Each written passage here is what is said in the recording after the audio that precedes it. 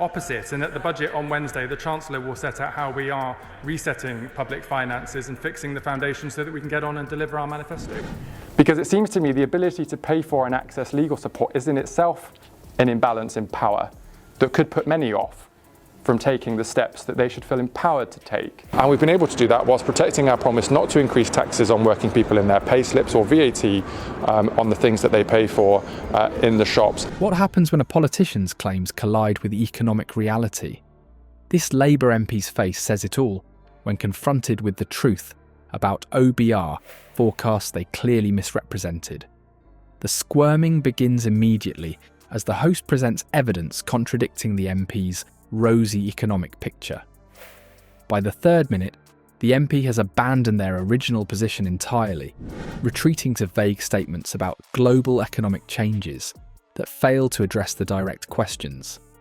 Before we move on, I'd like to ask you a small favour. If you appreciate this content, please take a second to like this video and subscribe to the channel. Over 98% of you watch the videos without subscribing. It costs you nothing, but it makes a huge difference to us. So, did you click the subscribe button? Great. Thank you so much. Now back to the video.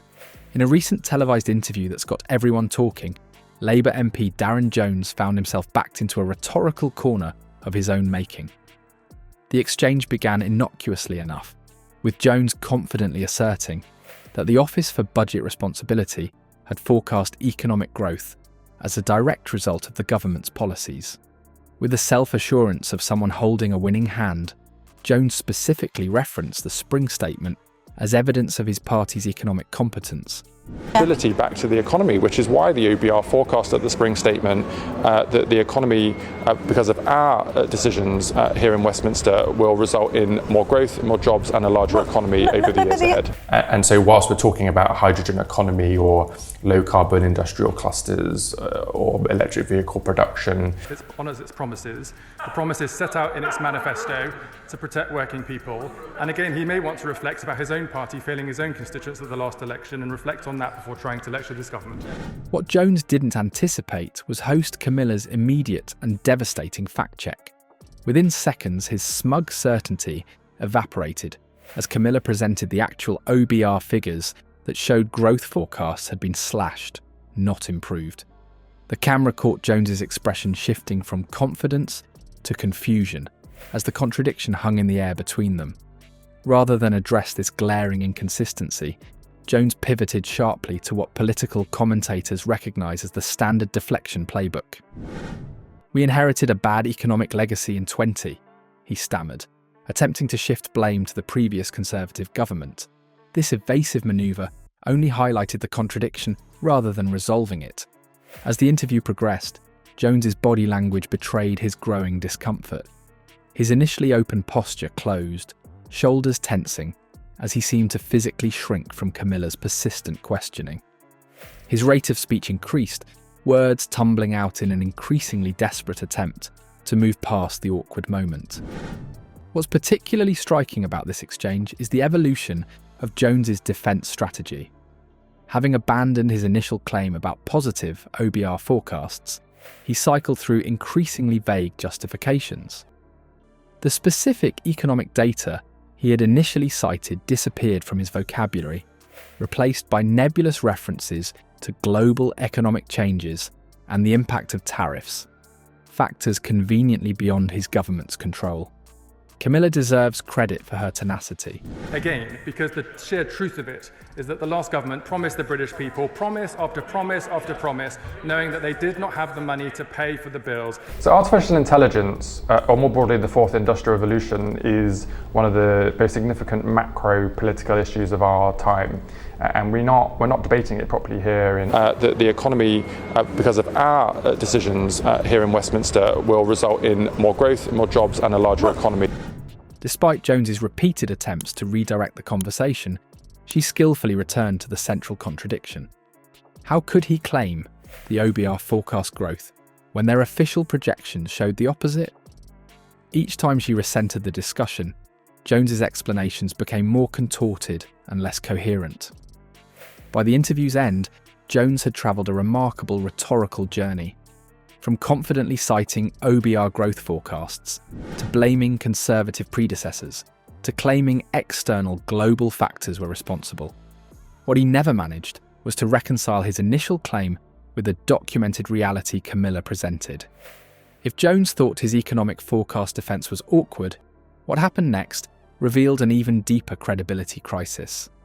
After fumbling with growth projections, the MP pivoted to portraying Labour as the champion of British business, seconds before reality came crashing down again.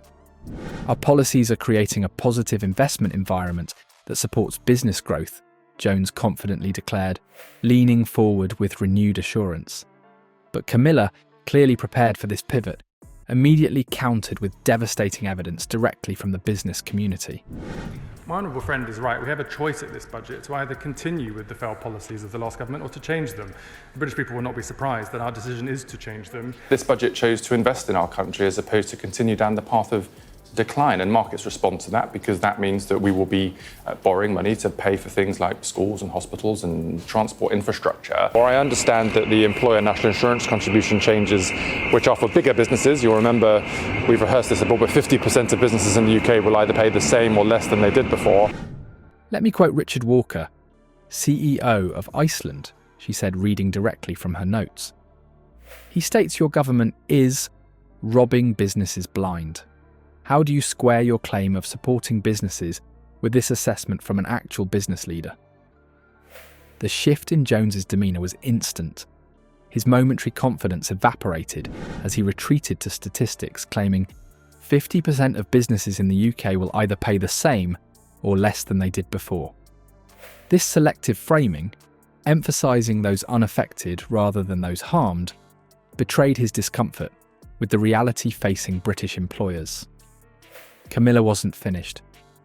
Reed Recruitment represents 254 companies and 260,000 employees, she continued. They informed the Mail on Sunday that nearly half of the companies they work with are cutting recruitment due to your policies. How is forcing businesses to reduce hiring creating your so-called positive investment environment? So in reverse order, Camilla, we've already put an additional £2 billion to subsidise childcare providers and nurseries. That's now £8 billion a year that we're spending to do so. It was your idea, I understand it. The 25% of your bonus was rated on getting approval from the statutory inquiry chairman, Sir Wyn Williams. Reflecting on the fact that the cut in investment under the last government has led to this poor productivity in public services and a lack of growth in the economy. As Jones's justifications crumbled, his rhetorical strategy underwent a revealing transformation. No longer defending the economic benefits of Labour's approach, he shifted to moral arguments. Businesses need to pay their fair share. This pivot from practical outcomes to ethical imperatives exposed the weakness in his original position. The contradiction became increasingly impossible to ignore. Jones claimed to lead a pro-business government while simultaneously implementing policies that prominent business leaders characterised as harmful. His growing frustration manifested in rapid shifts between talking points as he struggled to reconcile this fundamental contradiction. When pressed on the immediate negative impact of national insurance increases, Jones resorted to promising future benefits. Our long-term economic plan will create stability that ultimately benefits everyone. This focus on hypothetical future gains while dismissing documented current harm revealed the disconnect between Labour's rhetoric and the experiences of actual business leaders. By the interview's end, Jones had abandoned specifics entirely, retreating to vague platitudes about government's approach to the global economy, rather than addressing the immediate concerns raised by employers. That we can improve on behaviours of the past, but also to point more broadly to the way in which we do manage our current assets. And people only have to look at the state of our prisons, our hospitals, our schools.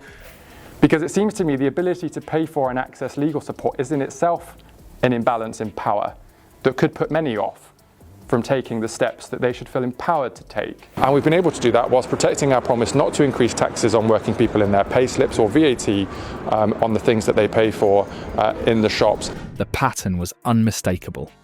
When confronted with evidence contradicting his claims, Jones consistently chose to abandon those claims rather than reconcile them with reality. This interview exposes a troubling trend beyond just one politician's missteps.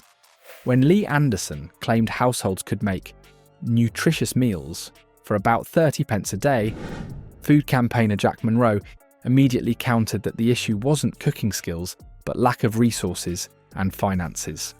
This pattern of political statements collapsing under scrutiny should alarm voters across the spectrum. What's particularly revealing is how quickly politicians pivot to new narratives rather than acknowledging errors. For viewers, the takeaway is clear: verify before you trust. Resources like Full Fact offer unbiased analysis of political claims, while official bodies like the OBR provide reliable economic data, essential tools in our increasingly complex information landscape.